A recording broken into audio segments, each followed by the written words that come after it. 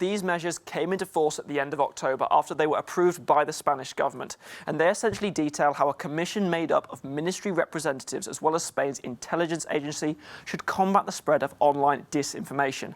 Now, that's false stories that are intentionally shared as opposed to misinformation which can be inadvertently spread online. Well, this is all part of a wider EU push to try and tackle the spread of online falsities that affect not just Spain, but the entire bloc.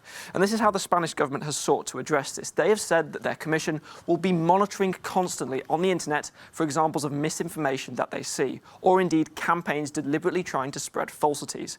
They've said that if necessary, they can then implement what they say is a policy response.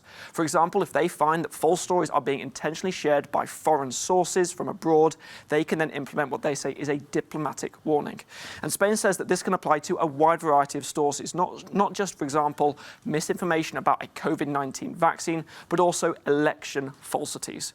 But this new strategy has received opposition, not just from Spain's opposition parties, but also from media organisations, who are concerned about the role that Spain's government has given themselves in deciding what they say or think is misinformation and what isn't.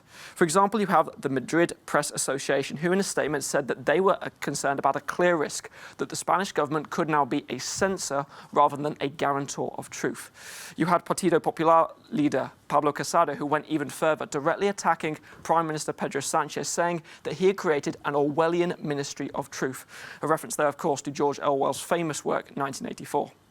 Now, Spain have hit back at these allegations. You had Juan Carlos Campo, the Justice Ministry, who this week in Parliament said that this new strategy had one clear aim: to tackle disinformation campaigns that come mainly from abroad. It is not meant as a censor.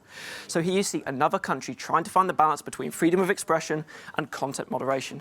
And indeed, Isabel, there are a number of analysts who say that while these concerns about the Spanish government's role are genuine, they are disproportionate to the need to tackle the spread of online falsities.